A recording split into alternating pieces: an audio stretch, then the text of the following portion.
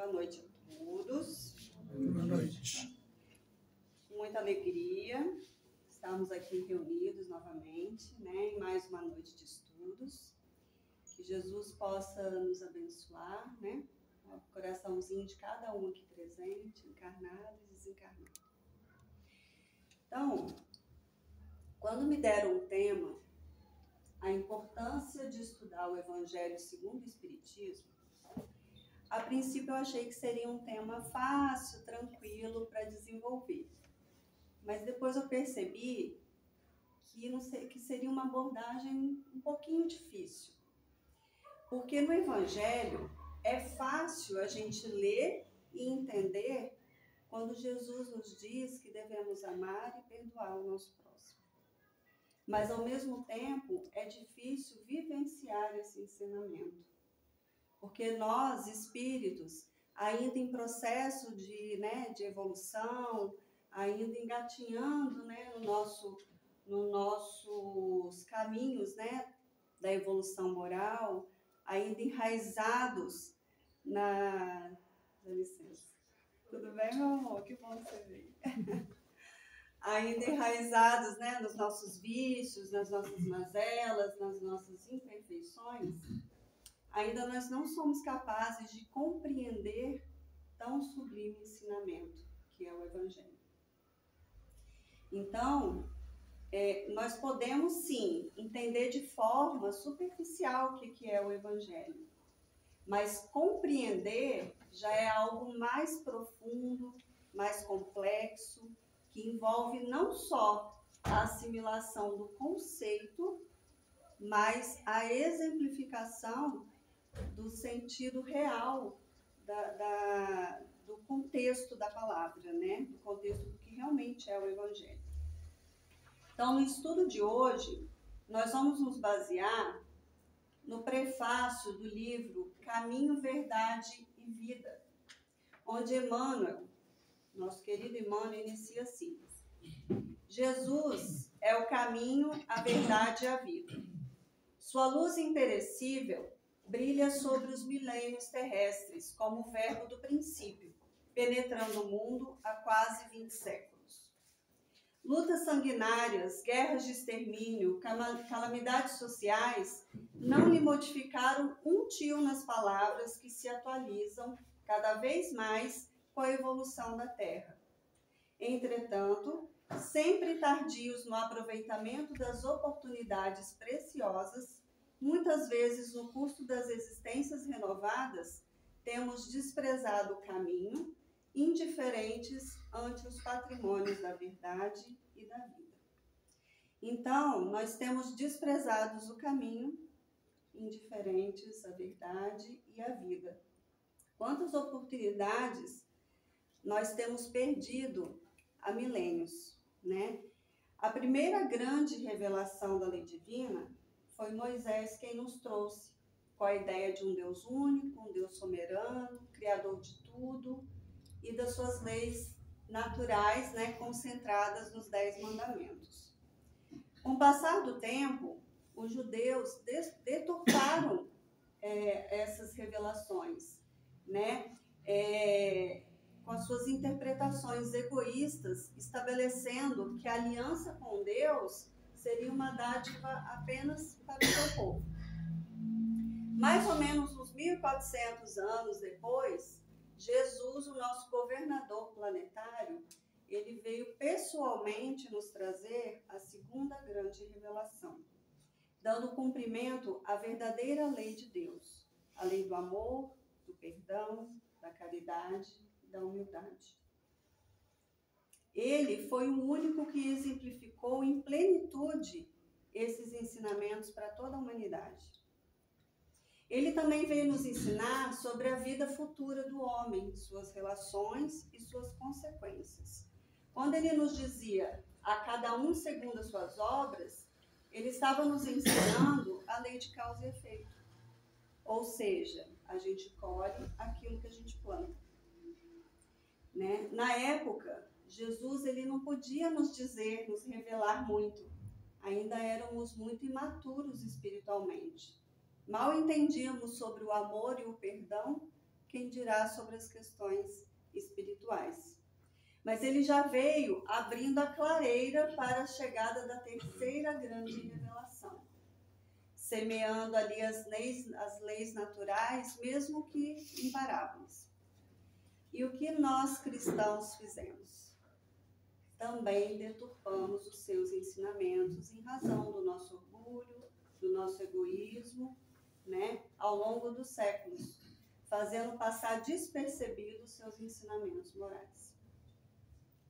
No Evangelho segundo o Espiritismo, Allan Kardec nos diz assim: Jesus promete outro Consolador, é o Espírito de verdade, que o mundo ainda não conhece, por não estar maduro para compreendê-lo, e que o Pai enviará para ensinar todas as coisas e para relembrar aquilo que o Cristo disse. Então, se o Espírito de verdade devia vir mais tarde ensinar todas as coisas, é que o Cristo não havia dito tudo. E se ele vem relembrar o que o Cristo disse, é que ele foi esquecido ou mal compreendido. Assim, o mundo espiritual foi descortinado para o nosso melhor entendimento da vida futura, através da cooperação de uma plede de espíritos elevados, devotados ao Cristo, né, mediante a codificação de Allan Kardec, em 1857, estabelecendo assim uma conexão entre o mundo material e o mundo espiritual. Por isso que nós dizemos que Jesus é a porta e Kardec é a chave. A bandeira que o Espiritismo levanta é: fora da caridade não há salvação. E não é sobre o amor e o perdão que Jesus nos ensinou?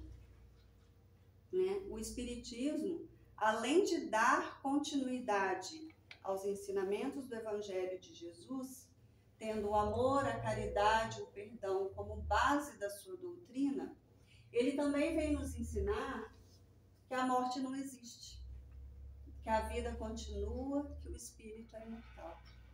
Ele veio nos ensinar sobre a pluralidade das existências, ou seja, que através da reencarnação, Deus nos permite reparar os nossos erros e quitar os nossos débitos em suaves prestações, né, em quantas vezes forem necessárias.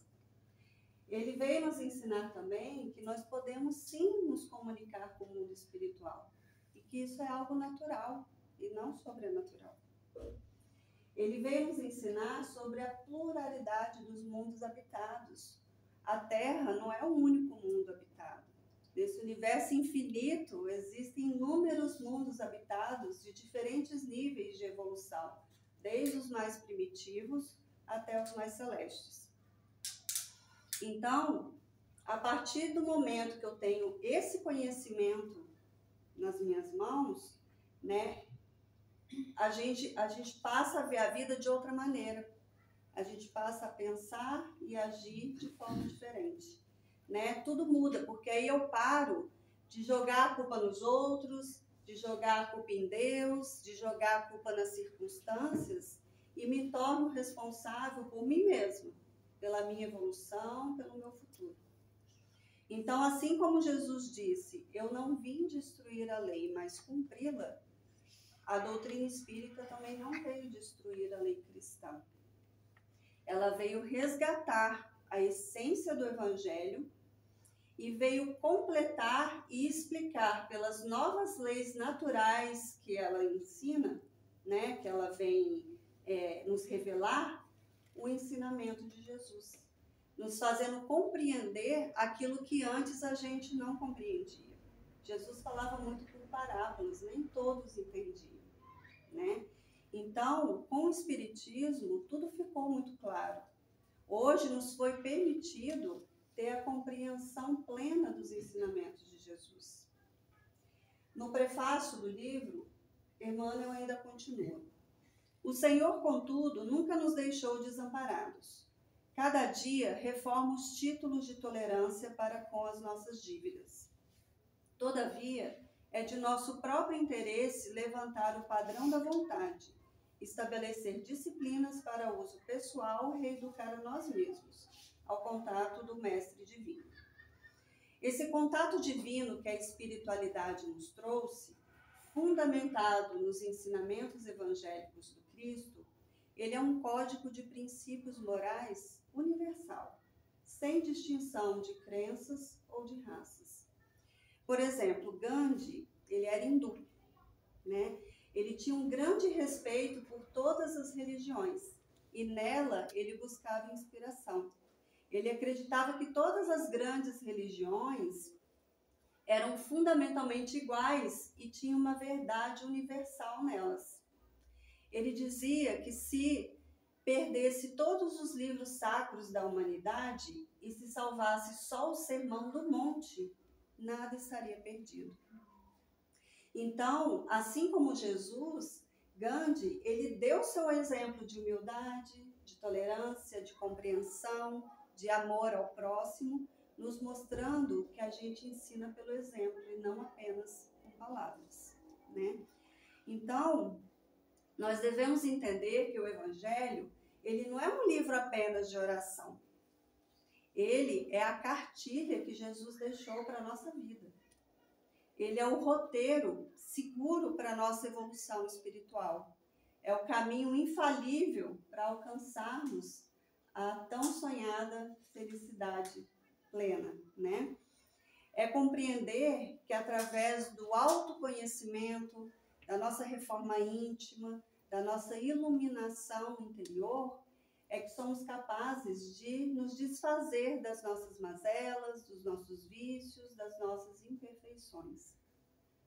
Eu preciso conhecer o que Deus conhece de mim, entender o que Ele espera de mim, porque aí só assim eu vou desenvolver as virtudes que tem dentro de mim e a partir da minha vontade eu construir o reino de Deus dentro do meu coração. Então, na questão 909 do Livro dos Espíritos, a espiritualidade nos fala que podemos sim vencer as nossas más inclinações com pequenos esforços. O que nos falta é a vontade. Ou seja, nos mostrando que a dificuldade ela não está na intensidade do esforço que você tem que fazer, mas sim na decisão de o fazer, né? Ou seja, Jesus, ele sempre nos dizia, ajuda-te que o céu te ajudará. Ou seja, faça a sua parte que Deus fará dele, né? Emmanuel continua no prefácio. No imenso conjunto de ensinamentos da Boa Nova, cada conceito do Cristo ou dos seus colaboradores diretos adapta-se a determinada situação do espírito nas estradas da vida. A lição do mestre, além disso, não constitui tão somente um impositivo para os místeres da adoração. É roteiro imprescindível a legislação e a administração, para o serviço e para a obediência. O Cristo não estabelece linhas divisórias entre o templo e a oficina. Toda a terra é seu altar de oração e o seu campo de trabalho ao mesmo tempo. Por louvá-lo nas igrejas e menoscabá-lo nas ruas, é que temos naufragado 1000 vezes por nossa própria culpa. Então, a gente sempre diz, né? Jesus é modelo e guia da humanidade, né? Jesus, o caminho, a verdade e a vida. Será essa mesma relação que nós temos com Jesus e com o Evangelho? Ou será apenas um rótulo que estamos carregando por séculos e séculos, né? Porque dentro dos templos, das igrejas, Jesus é tudo para nós. Ele vem em primeiro lugar. Mas fora, nas ruas, ele fica em segundo plano nas nossas vidas, nas nossas escolhas. Nós queremos trazer o Cristo para os nossos parâmetros humanos. A gente quer que ele se rebaixe ao nosso nível evolutivo, que ele pense como a gente, que ele faça que as suas ações sejam iguais às nossas, né? E quando isso não acontece, o que a gente faz? A gente vira as costas para ele. Não é assim? Muitos que conviveram lá na época com Jesus, muitos o admiravam, ficavam encantados com seus ensinamentos, mas o negavam. eles não se admitiam seguidores do Cristo, por medo de perder as suas posições, o seu renome, as suas glórias, os seus prazeres mundanos, né, que se desfazem com o tempo. E ainda nós fazemos isso até hoje. Sem dúvida, a humanidade ela teve um incontestável avanço intelectual e tecnológico, mas ela se perdeu no avanço moral. Nós temos um bombardeio de informações a cada minuto do nosso dia, mas nós não temos a capacidade de se voltar para nós mesmos, né? De identificar os nossos pontos mais íntimos, de entender qual que é a real finalidade da vida, aquilo que realmente toca a sua alma, né?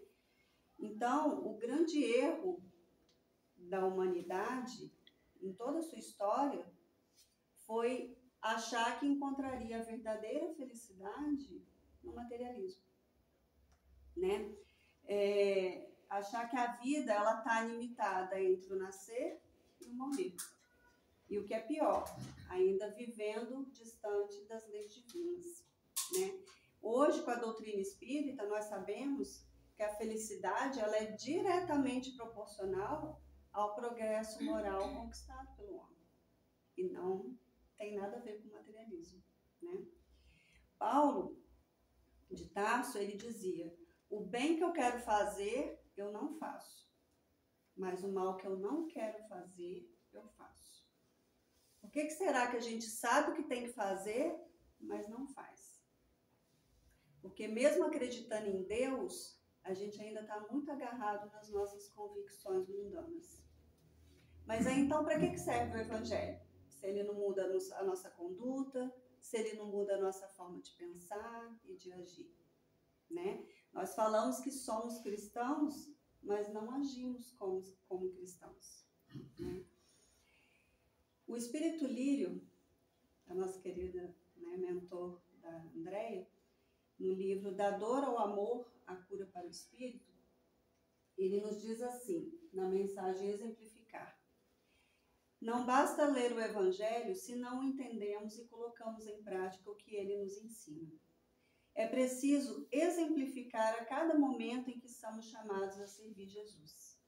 Essa é a verdadeira árvore que frutifica e que deve permanecer de pé, pois que traz consigo os frutos do amor, da caridade e do perdão. Emmanuel, ele nos fala que Jesus, ele não é um símbolo, ele não é uma lenda, ele não é um herói, né? Que muita gente vê ele lá no pedestal, né? Ele é o nosso mestre vivo, que está dentro dos nossos corações. E o Evangelho é o compilado da sua boa nova, sendo um código de conduta para nós cristãos. A sua mensagem ela é atemporal, ou seja, ela não pode ser modificada com o tempo.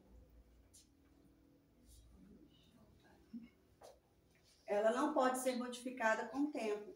E é por isso que o Espiritismo acolhe o Evangelho como um modelo de padrão moral a ser seguido pela humanidade. Na questão 621 do Livro dos Espíritos, Kardec pergunta: onde estão gravadas as leis divinas? E os Espíritos respondem: na vossa consciência. Todos nós, seres criados por Deus, temos em nossa consciência a centelha divina, aquela fagulha de luz que acende a todo momento, mas que muitas vezes a deixamos apagar, por nossa rebeldia, por fazer o que nós queremos, aquilo que nos convém, né? Mas ela é o farol que nos guia nos caminhos mais obscuros da nossa vida. Ela é o nosso evangelho íntimo que nos diz o que devemos ou não fazer, o certo ou errado, que nos faz discernir o bem e do mal. Quantas dores nós poderíamos evitar, né? Quantos sofrimentos nós poderíamos poupar, quantas desilusões nós poderíamos não vivenciar se ouvíssemos um pouquinho mais a nossa consciência. É tipo aquele conselho de mãe que a gente ouve, mas não segue, né? Que acha que a mãe é chata, que ela está ultrapassada, que ela não sabe o que fala, porque eu tenho o meu livre-arbítrio. Mas, quando caímos, quando chega a dor, a decepção, é pro colo dela que a gente corre. É pro colo de Deus que a gente corre para fugir dos nossos medos. É o famoso não aprende pelo amor, aprende pela dor. Emmanuel continua. Muitos discípulos nas várias escolas cristãs entregaram-se às perquirições, às indagações teológicas, transformando os ensinos do Senhor em relíquia morta dos altares de pedra.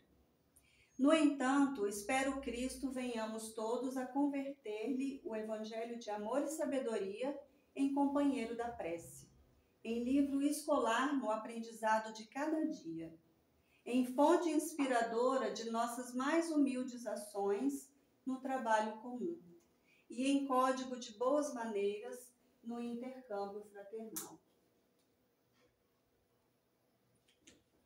Jesus, ele conhece profundamente a alma humana. Ele conhece cada um de nós, todas as nossas virtudes e as nossas fraquezas. Os seus ensinamentos contidos no Evangelho é a bússola a nortear os nossos caminhos. E como todo mestre, ele nos ensina sem nos diminuir, sem nos rebaixar nas nossas dores e nas nossas dificuldades. Todo caminho, ele leva a algum lugar.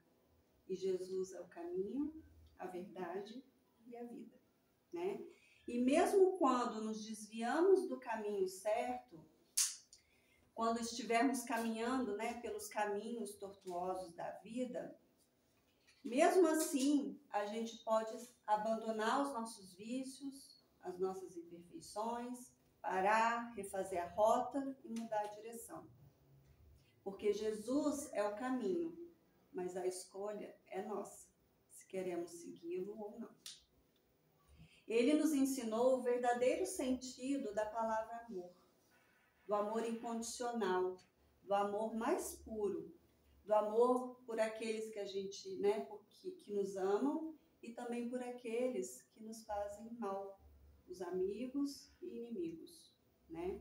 E aí nós precisamos então sempre cultivar e semear esse amor dentro de cada um de nós, para que assim no futuro nós possamos colher os frutos benditos, né, da felicidade eterna.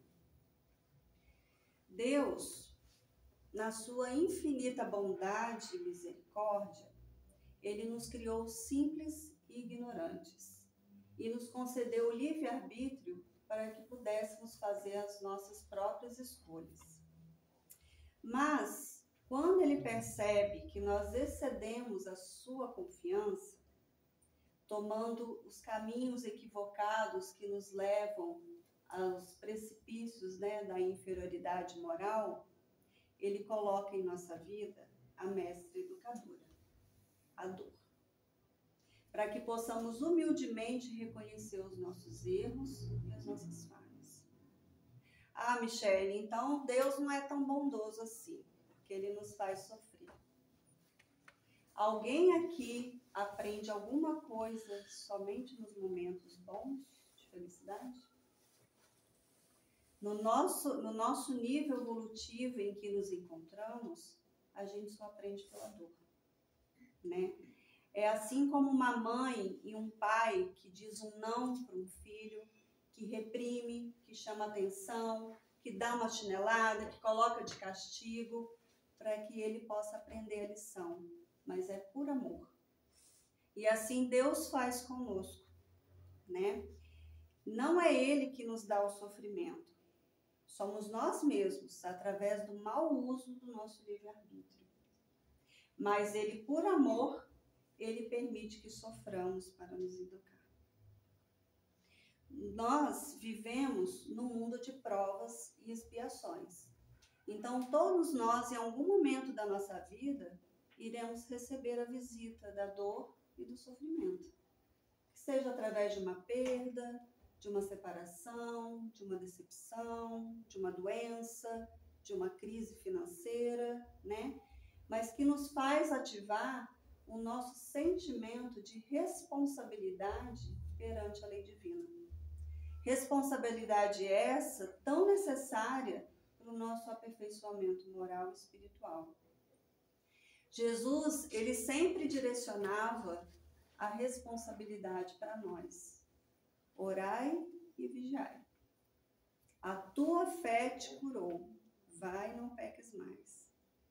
Então, ele sempre nos mostrava o poder do nosso livre-arbítrio, mas também nos fazia reconhecer, né, a responsabilidade dos nossos atos, né? Então, a dor, ela tem muito a nos ensinar. Quando ela é bem entendida e vivenciada, ela regenera os nossos mais profundos sentimentos. Ela reequilibra a nossa alma, nos dando paciência, resignação, humildade, né? Despertando o nosso espírito para o que realmente Deus quer da gente. A dor, quando ela é mal compreendida, ela nos leva à revolta. Aí nós questionamos Deus e a tudo, né? Nos agarramos no sofrimento, nos afastamos de Deus.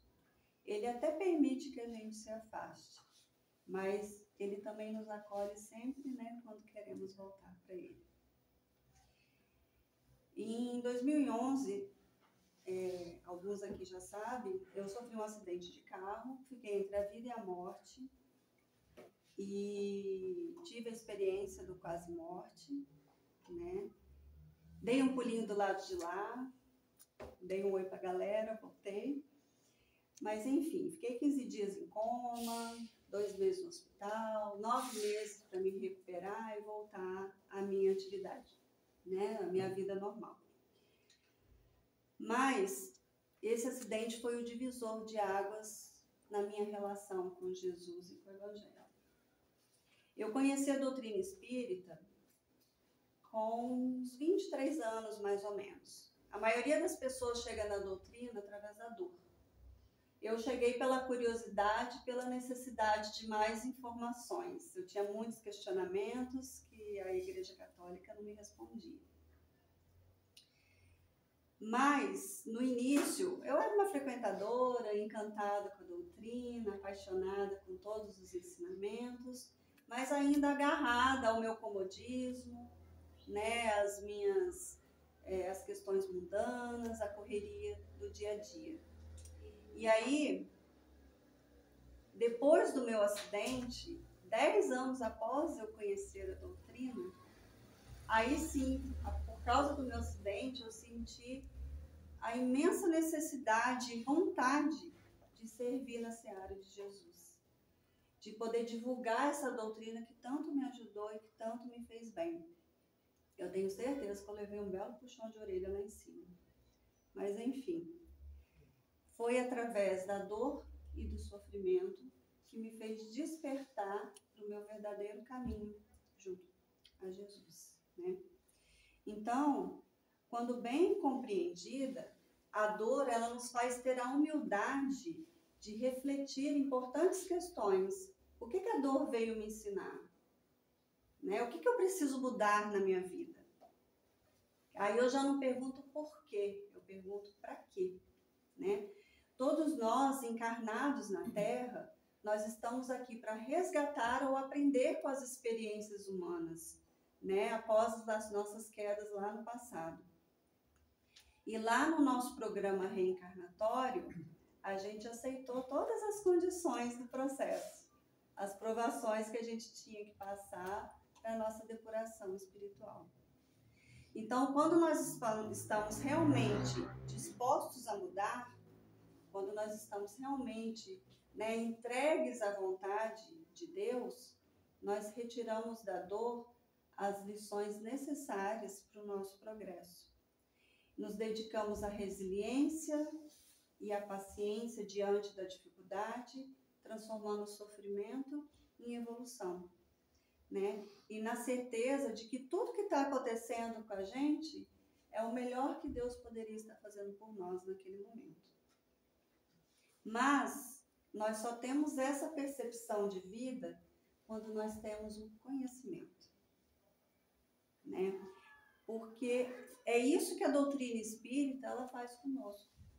Ela nos faz entender que a tristeza, que a dor, que o sofrimento faz parte da vida. É aquele ditado, mar calmo não faz bons marinheiros, não é assim? Então, ela nos faz entender que as dificuldades, ela nos prepara, ela nos fortalece, né? Que são instrumentos essenciais para o nosso crescimento espiritual. Sem o conhecimento espírita, a dor, ela é limitadora. Por quê? Porque a gente começa a achar que tudo é castigo de Deus, que tudo é castigo da vida, e ali a gente se revolta.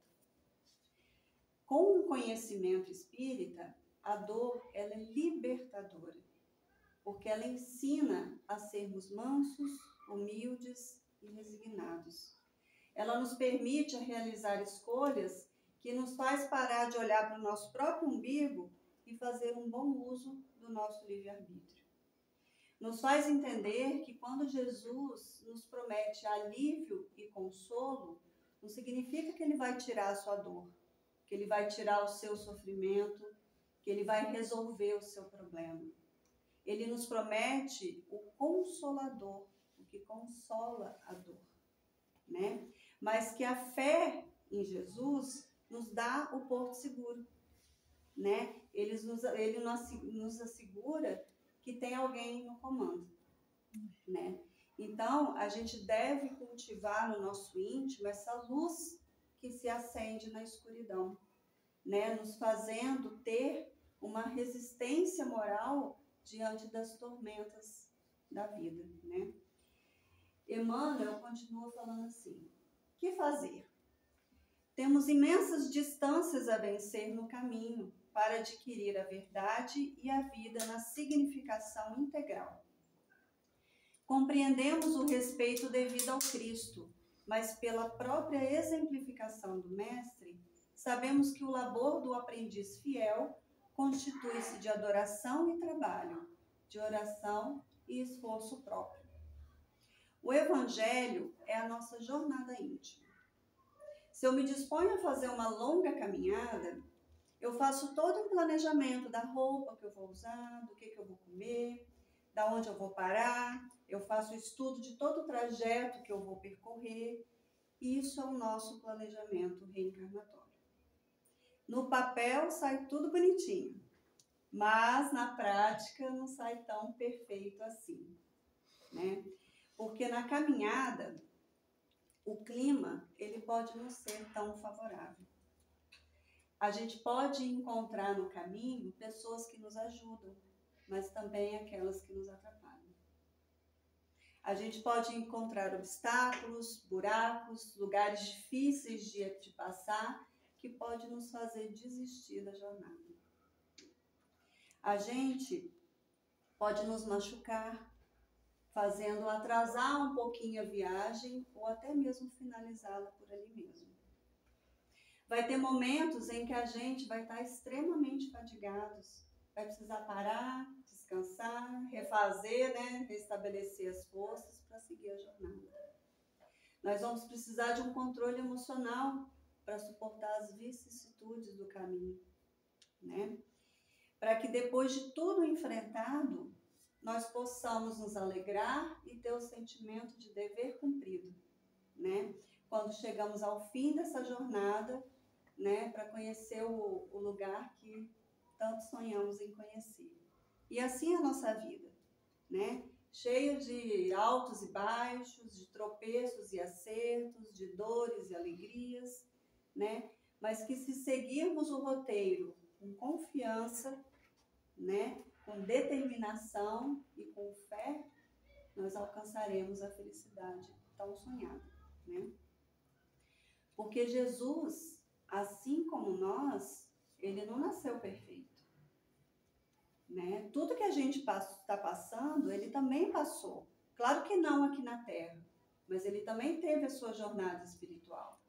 Ele errou, ele caiu, ele levantou, ele seguiu adiante, até alcançar as mais altas esferas celestes, né? E ele veio até nós para nos ensinar o caminho das pedras, em como chegar lá através do seu evangelho. Jesus, ele nos diz que o amor cobre uma multidão de pecados. E Paulo de Tarso dizia: o amor do Cristo nos constrange. Porque o amor verdadeiro, ele tem o poder de curar qualquer ferida. Ele tem o poder de restaurar qualquer ruína moral, tijolo por tijolo. É o sentimento mais poderoso. Nós só chegaremos à verdadeira felicidade, a ver o reino dos céus, se aprendermos a amar. Então, o amor é essa ponte que nos leva a Deus, né? O amor sem o orgulho, o amor sem o egoísmo, o amor ao próximo, né? Então, é essa virtude que nos impede de nos afastarmos das leis de Deus, né? Porque quando nos afastamos, aí sim, vem a dor, vem o sofrimento e vem a infelicidade. As virtudes, elas são construídas e desenvolvidas por cada um de nós, assim como as nossas imperfeições também, né? A vida, ela é feita de escolhas. E quantas escolhas são definidoras do nosso rumo? Se eu cultivo ódio e orgulho, é isso que vai crescendo dentro de mim. Se eu semeio e cultivo amor, é isso que vai florescer dentro de mim, né? Então, a semente do amor, ela nunca se perde, mesmo em terrenos áridos e espinhosos, né? A nossa transformação moral, ela tem sempre o poder do amor, sempre. Porque quando nós escolhemos a porta larga das facilidades aparentes que a vida mundana, né, nos seduz, né, nós andamos na contramão das leis divinas, né? Nós nos afastamos de Deus e ficamos à deriva, feito um barco desgovernados, permitindo assim, né, que a dor e o sofrimento caminhem conosco ali lado a lado. Mas, quando optamos seguir o nosso mestre e irmão Jesus, respeitando as suas leis divinas e os seus ensinamentos, nós seguimos pelo caminho reto da porta estreita, mas que após atravessá-la, ela se alarga, né, no caminho do amor e da felicidade. Nós vivemos por muito tempo nas sombras das nossas imperfeições, das nossas mazelas, dos nossos vícios, das pedras que não conseguimos retirar do caminho, né? Muitas vezes a gente tropeça, a gente cai, a gente levanta, tropeça de novo, por nossas fraquezas e nossa própria ignorância. Com o Evangelho, à luz da doutrina espírita que nós temos hoje nas mãos, nós não podemos permitir mais essas quedas. Porque o Evangelho, ele é luz. E quando vem a luz, ela ilumina tudo que está à nossa volta. E aí nós podemos enxergar toda a bagunça, toda a sujeira, nos fazendo, né, pensar, organizar, perceber a necessidade da mudança, de organização da nossa vida, né, para que a gente possa despertar. E é por isso a importância de estudar o Evangelho segundo o Espiritismo. É o nosso reencontro com Deus. Jesus, ele dizia: observai os pássaros dos céus. Assim como os pássaros, Jesus, ele não se preocupava com os obstáculos e as dificuldades que ele ia enfrentar no caminho. Ele apenas fazia. Com todo o seu amor, com toda a sua misericórdia, ele seguia amparando, auxiliando, né, e socorrendo os que mais necessitavam. Quando nós estamos doentes, nós vamos ao médico, ele nos dá o remédio para tomar, né? A gente não sabe a sua composição, os seus efeitos colaterais, tem até medo de ler a bula. Mas a gente toma porque a gente confia no médico e a gente quer ficar bem, né? E é assim que nós temos que fazer com Jesus. porque ele é o médico das almas. E o seu remédio é o Evangelho. Mesmo que sabemos que é difícil, às vezes até meio que impossível, a gente tem que seguir a sua receita, né? Porque só o Evangelho é que é capaz de curar as nossas doenças morais e espirituais. Que possamos assim, né, confiar no nosso Mestre e que apesar das dificuldades que iremos encontrar no caminho, né, podemos enfrentar esses desafios de mãos dadas com Ele, né? Porque com Jesus nós podemos caminhar de olhos fechados, porque Ele vê caminhos que a gente ainda não vê. Meimei dizia, Deus tem estradas que o mundo não tem caminhos. E Emmanuel, no livro Coletânea do Além, ele nos diz assim, que possamos, portanto, sermos sermãos vivos e silenciosos da fé, cooperando pela restauração do cristianismo puro, reconhecendo que sem fé não podemos sair deste mar de tormentas, que sem o Evangelho sentido e aplicado, não haverá entendimento entre os homens, e sem Deus estaremos perdidos. Eu adoro essa firmeza nas palavras de Emmanuel. Nesse mesmo livro, Humberto de Campos, ele tem uma mensagem que é intitulada O Cristão que Voltou. E ele conta que um certo cristão, ao reconhecer a grandeza do Evangelho de Jesus, ele tomou-se de profunda ansiedade de integração com o Senhor. E ele dizia assim, jamais serei como os outros homens, arruinados e falidos na fé. Ó meu Salvador, suspiro pela eterna união contigo.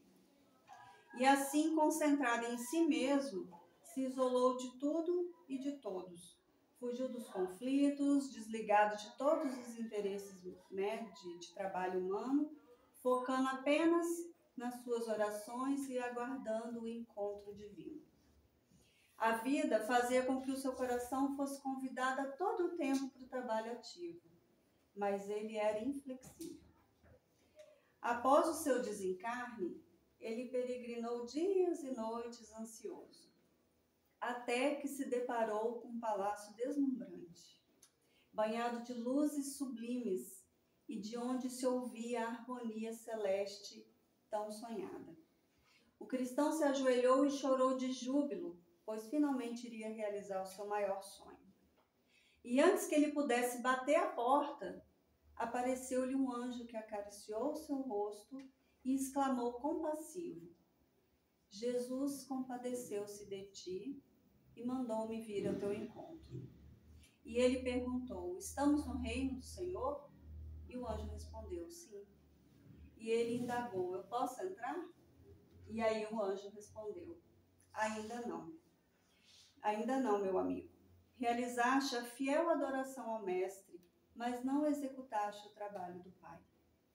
Jesus não se enfeita de admiradores apaixonados como as árvores que se adornam de orquídeas.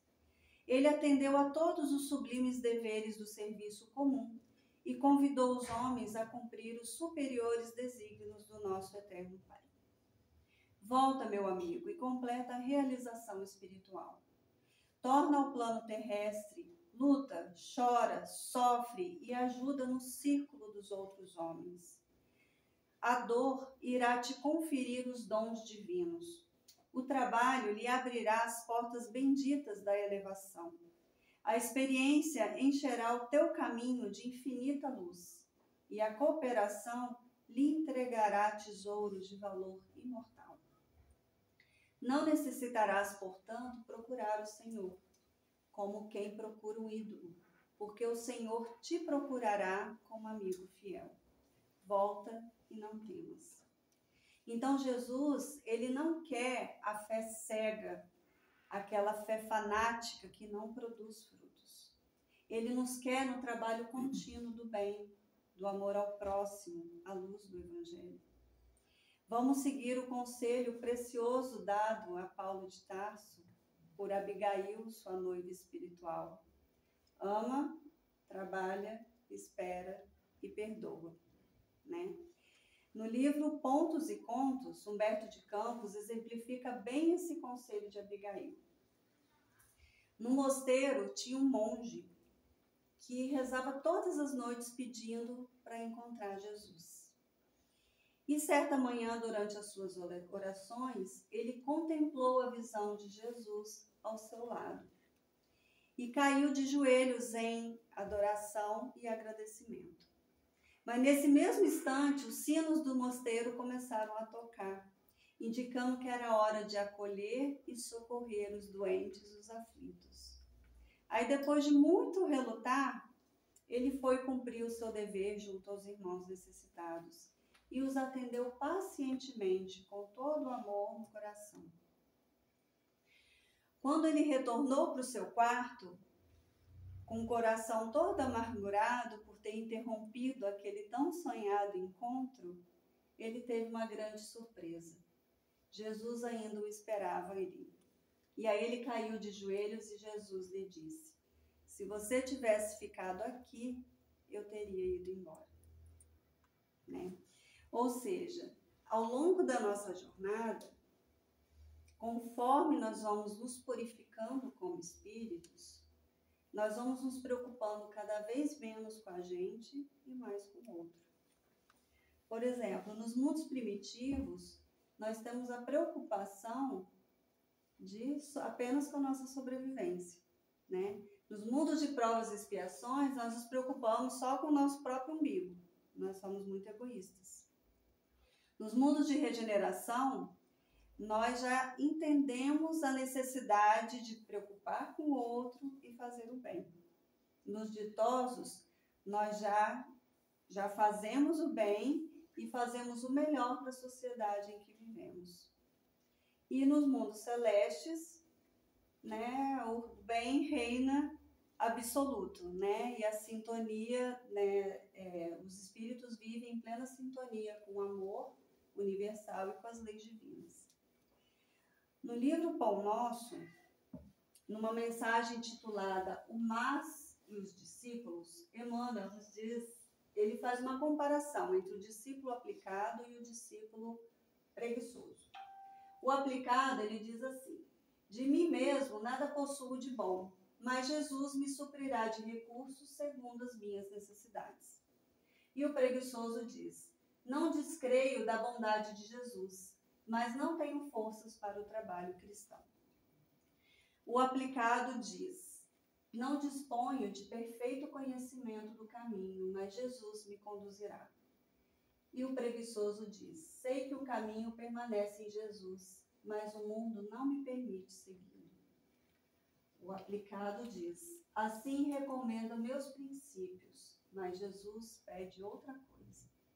E o preguiçoso diz: assim aconselha Jesus, mas não posso fazê-lo. Então, o primeiro, o discípulo aplicado, ele identifica suas próprias fraquezas, né? Mas confia no Cristo e se dispõe a viver os seus ensinamentos com firmeza, com determinação e fé.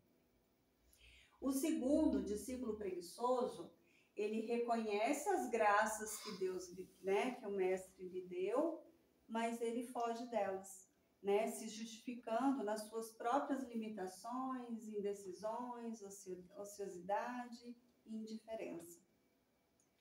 Então, através de uma palavra pequena e simples, mas, né, nós fazemos o testemunho da nossa fé ou a confissão da nossa incapacidade. De que lado será que nós estamos? Vale a reflexão, né? Lírio, na mensagem Aprendiz, ele nos diz assim: se ainda não temos condições de amar, sejamos aprendizes do amor. Se não temos condições ainda de perdoar, sejamos aprendizes do perdão. Se não temos ainda a condição de fazer o bem, sejamos aprendizes da caridade. Ser aprendiz é se colocar na posição daquele que aceita suavemente as regras, as orientações, as disposições para o trabalho. Aí, então, coloca-se numa posição em que, no futuro, vai ter condições de fazer o mesmo trabalho. A escola de cada uma dessas virtudes é a própria vida, e o mestre maior é Jesus. Tim Vanessa tem uma música que chama Aprendiz, e que conta exatamente esse despertar da pessoa para o Evangelho segundo o Espiritismo, segundo a luz da doutrina espírita, né? E eu vou passar um trechinho aqui para vocês, só para a gente, como eu não sei cantar, eu trago eles mesmo.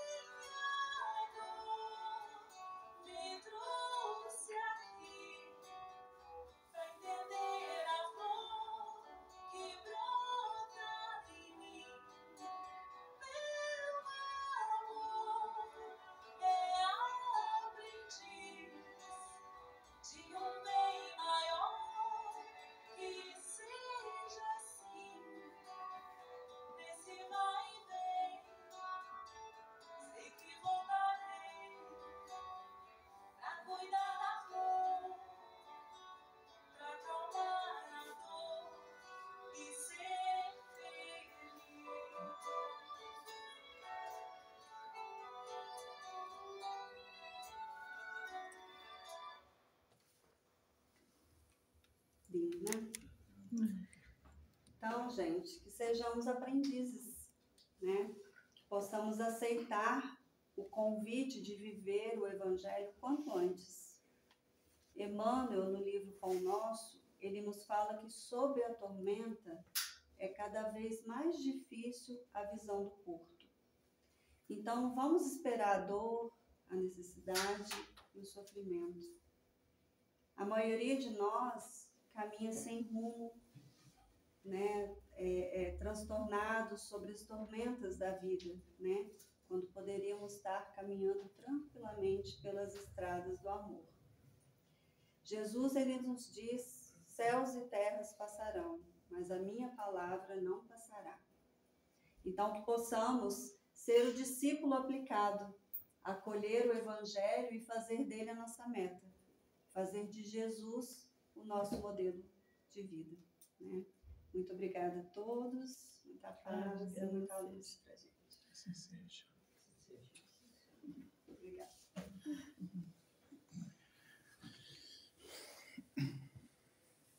agradece, viu, Michel? Agora, então, nós vamos passar para a segunda parte, que é a parte dos passes, né? Então, antes de nós irmos para a sala dos passes, a nossa irmã Ciomara fará a prece final e logo após alguém chamará vocês para a sala dos passes, tá bom? A água depois a gente vai deixar do lado do filtro ali, aí você sai da sala do passe e já pega um copinho com a água, tá bom?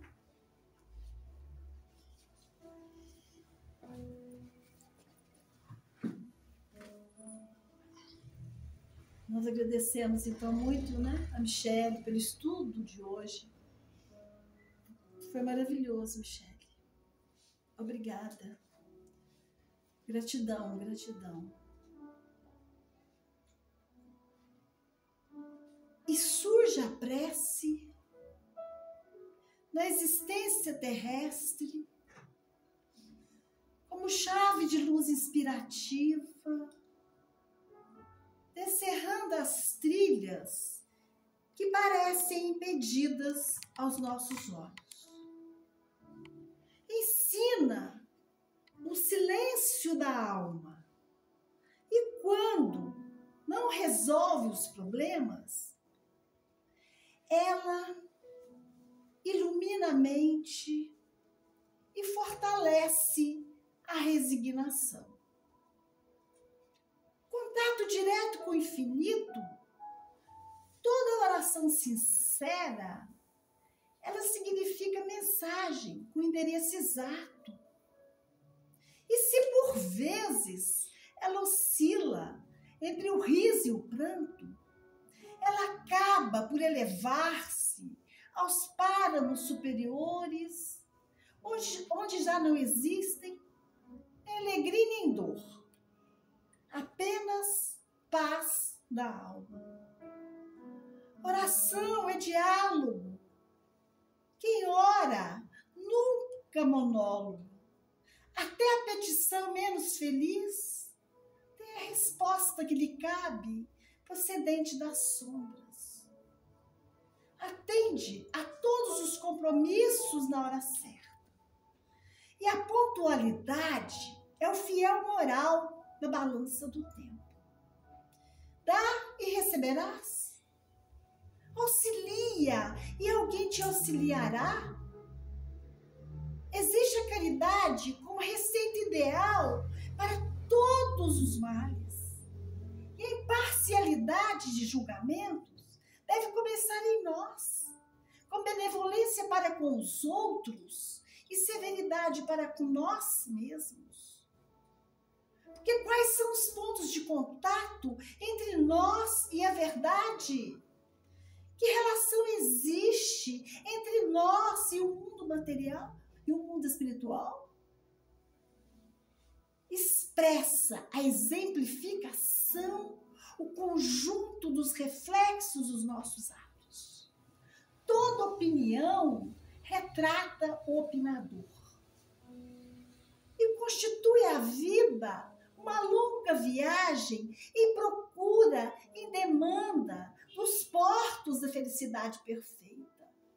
E a prece, ela é a bússola que nos coloca sob a direção do Senhor, cujas mãos devem pousar no leme da embarcação do destino. Então, ora sempre que o barco dos teus dias nunca se transviará sobre as nuvens das trevas. Então, obrigada, meu Deus, pelas graças, então, que nos foram, então, concedidas nesses momentos de prece em que nossos espíritos entrarem em comunhão convosco. Obrigada, Mestre Jesus, pelos espíritos de luz que nos enviastes para nos socorrer de todos os males e nos orientar em nossos caminhos. Obrigada, Mestre Jesus, por ter nos ensinado que através da prece nós estaremos encontrando o alimento necessário para a nossa sobrevivência espiritual e que com a ajuda recebida nós poderemos chegar ao Pai, rumo de nossa salvação. Aos irmãos de luzes guias e protetores, os nossos agradecimentos por todo o bem que nos tem proporcionado e que o Mestre Jesus continue iluminando cada dia mais, para que juntos um dia, reunidos na glória do Pai, nós possamos render graças e glórias ao Mestre Jesus, que tanto fez e faz por nós. Paz e luz para todos os irmãos aqui presentes. Paz e luz para todos os nossos familiares. Paz e luz para os que não puderam comparecer hoje. Paz e luz para toda a humanidade. E que assim seja. Graças a Deus. Que assim seja. Graças a Deus.